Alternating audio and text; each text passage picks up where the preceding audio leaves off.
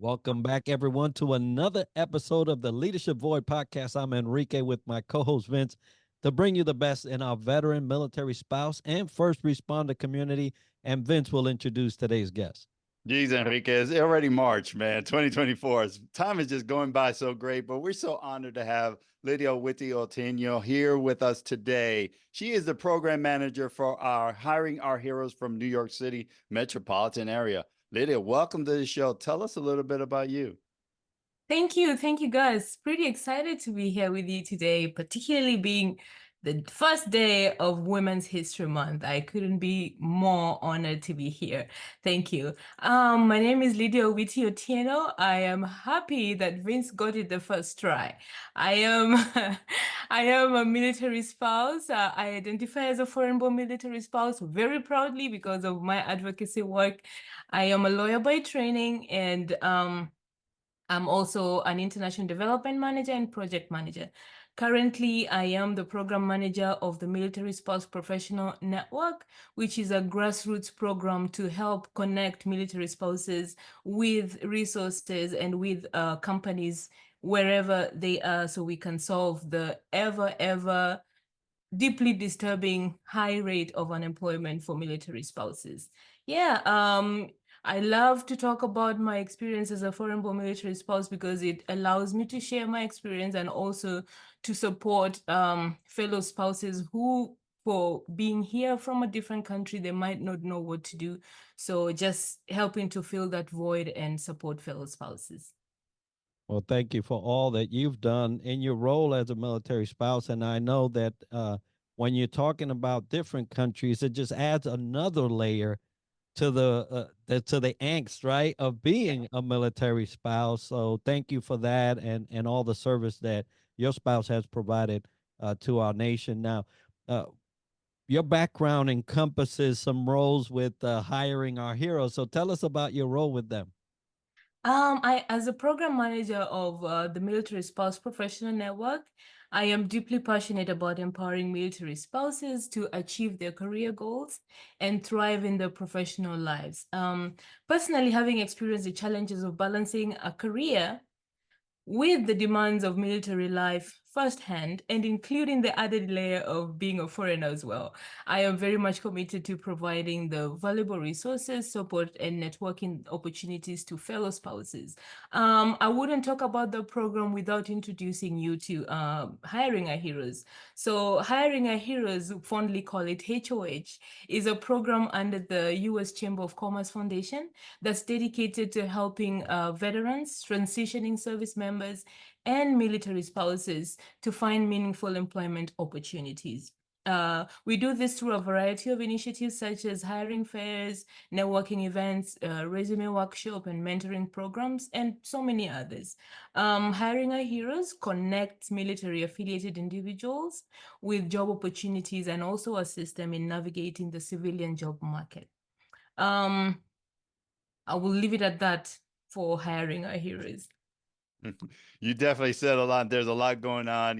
Lawyer by trade. We love everything you're doing, Lydiah, and Thank love you. to hear from you. How do you, what do you do to give back to the community? Oh, in addition to that role at Hiring Our Heroes, which gels very well with my advocacy, I am deeply invested in giving back to this military community that has embraced me with open arms. So I am an ardent advocate for foreign-born spouses, helping to raise acute awareness about the challenges that people like me face coming to a new country, not knowing what to do. So sharing how to navigate a new culture, a new job market. What do you do when it comes to, finances? How do you even get a driver's license? How do you navigate the many systems that are so confusing? Sometimes my mind boggles me at, at how much someone has to learn. There's a health system. Where do I go with DS and all that?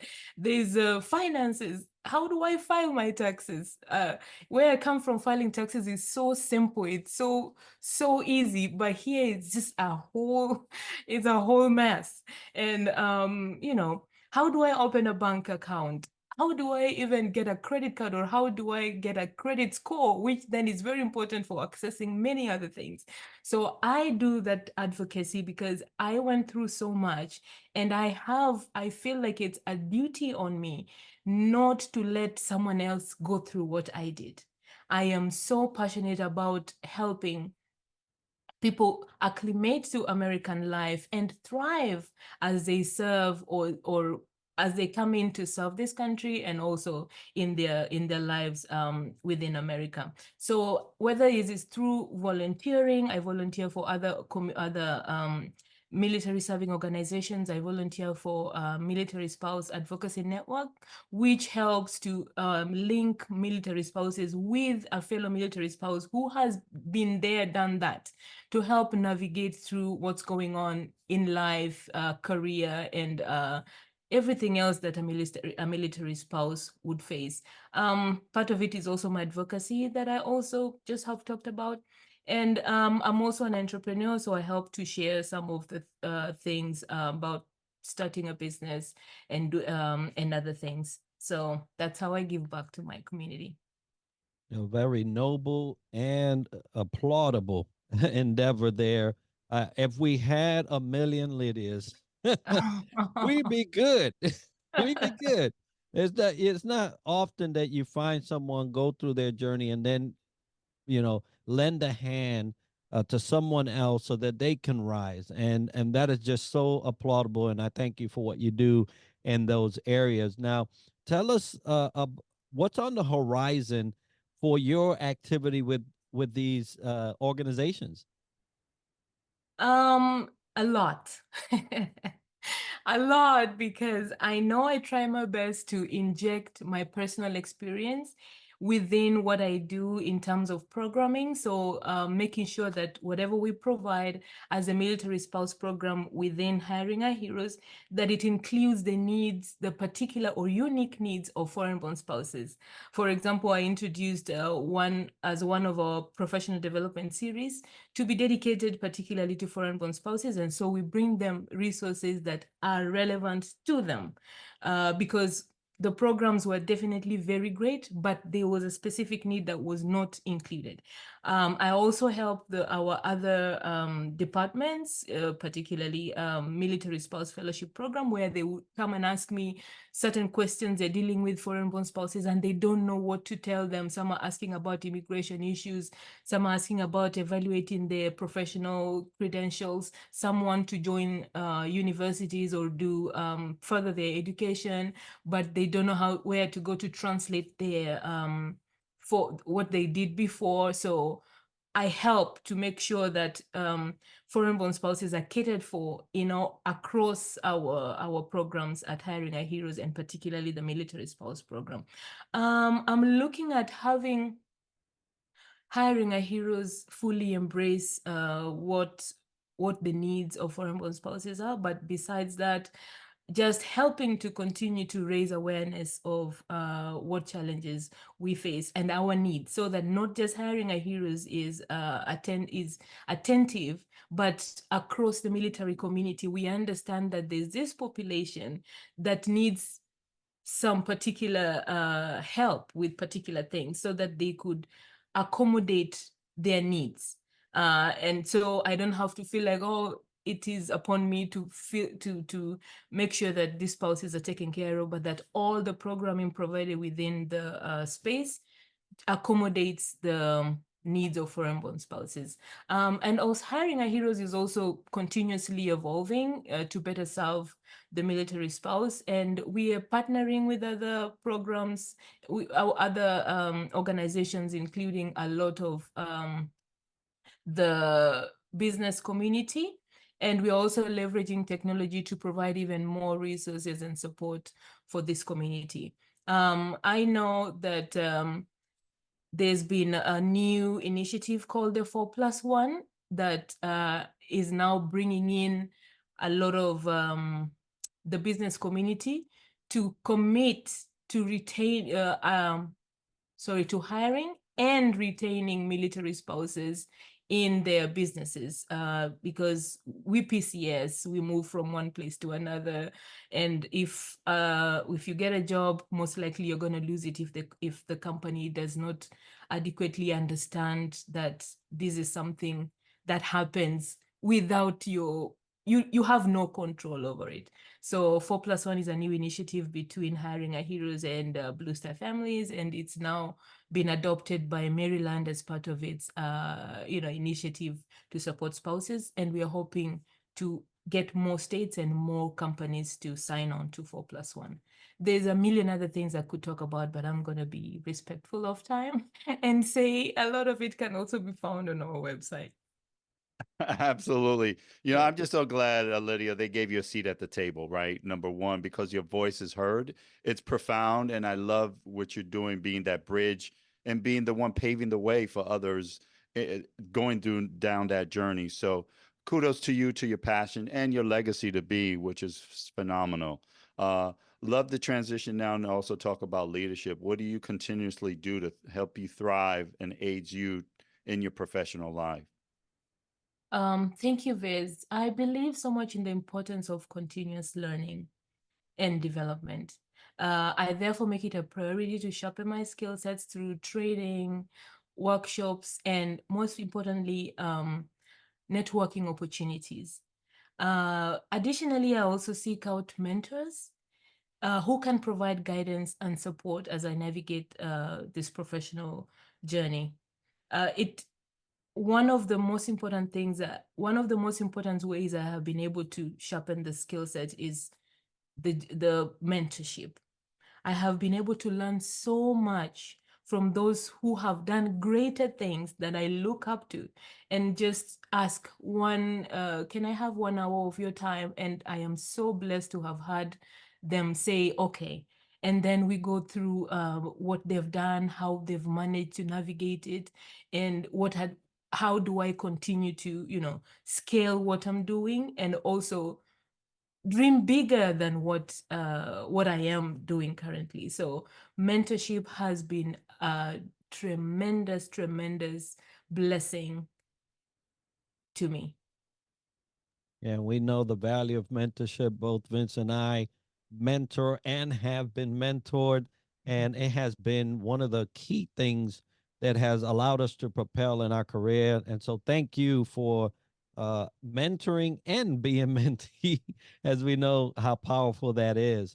Now, as you have grown through your life, both in your homeland, here in business, as a military spouse, I know that you've received some advice that you just said, I have to not only hear that, I have to do that and share it. What would that be? One piece of advice is embrace adaptability and resilience. There is no better representation of those two things than a military spouse. And I tell myself there's no better one than a foreign-born military spouse. You are thrust into so much that your world can turn upside down. Mine did. I know it did. And in the face of challenges and setbacks, it's essential to remain flexible and resilient, because you will find opportunities for growth and you will learn in those situations. I have been able to adapt to things that I never imagined I would adapt to. I've had to accept the fact that I'm not going to be a lawyer anymore in this country. I could not pursue it because I was told that, oh my God, we're going to be moving from this place to another, and I don't know for when, I don't know how. So even if you go and pursue your law degree, which when you came in, America says, no, we don't acknowledge that, you have to go back to school. And I want to go back to school. But because by the time I'm done with probably not even done, you're going to be moving from one place to another, you might not be able to finish your school. And even if you do, the laws that apply in different states, so you might need to rethink. So I had to rethink, and I had to go back to school and get yet another master's degree in project management to be more adaptable and flexible with my options. So for me, that has been very integral. that I have to learn and grab an opportunity, even when I did not think that that would be an opportunity, and learn to change and adapt to my situation and tell myself in my mind, this is where I am. So how can I make the best of what I have now and make sure that I can use it to grow myself here and now? You're giving me goosebumps, Lydia. You know, you're totally in control of your own destiny, is what I'm hearing. So thank you for sharing adaptability, flexibility, and resilience as far as a key emerging leadership advice to pass on. Also, love to hear from you about a aha moment, a memorable leadership aha moment you had either in your home country or here that you'd like to share with our audience as well. One thing somebody told me is a manager can make or break an individual. And I was like, why? Why would it be a manager? Why not themselves? You're totally in control of what you do. But then he said, you spend most of your time at work with people at work. And the way someone manages you or the way you manage someone plays a lot into who they are and how they even relate with other people and how they view themselves. If you're a bad manager, you're going to affect that person so bad, including their mental health. If you're a good person or good manager, you're going to influence them positively and you're going to be responsible for them treating then other people well. Hurt people, you know. So you don't want to be the person that hurts another person because you're not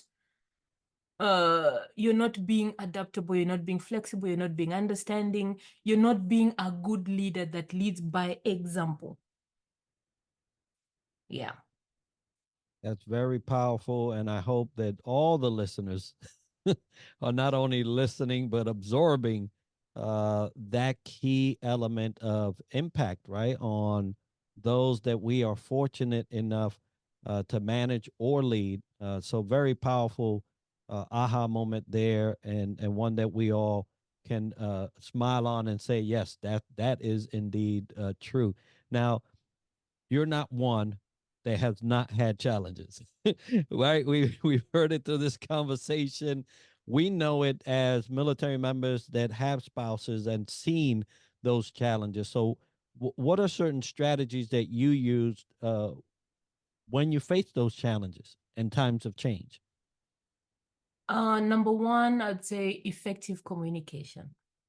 Say what it is, how it is, clearly. I am going through this because of ABCD. How can you support me to, navigate? A closed mouth doesn't get fed. And it can be so wide. You can interpret that so widely. It only depends on how you do it. If you're going through something and you don't share it, how is anybody supposed to help you? Communicate, communicate, communicate. Problem solving, or not just communicate effectively so that someone can know what your needs are and how they can support you. Also, problem solving and maintaining a positive attitude.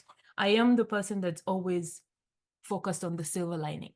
You can come with all this and all the troubles and all the trouble, but for me, I'm just focused on what is that thing that I can stay positive about that then helps me to not look at this as something that is so bad, but that there's something that is gonna come out of it that's gonna be beneficial.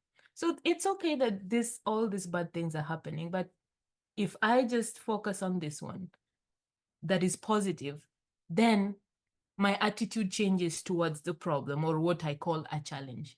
I'm more focused on solving it than the fact that it is causing me a problem. I also encourage a lot of dialogue within my team and talking about, hey, how do we do this together? Collaboration. You might not be able to do everything by your own on your own. And also, if you communicate effectively and efficiently, people around you will rally, towards supporting you in any way they can. I know I do that, and I know I have experienced that. People just come and say, hey, how can we support? Hey, I'm doing this, I'm doing that. Hey, you can do this, you can do that. Yeah. Well, it's a true testament of your leadership, Lydia. You know, you created that environment as a manager for your team to empower them, and communication is the key, as you mentioned. Love to hear that. And you know, it's a strength to ask for help.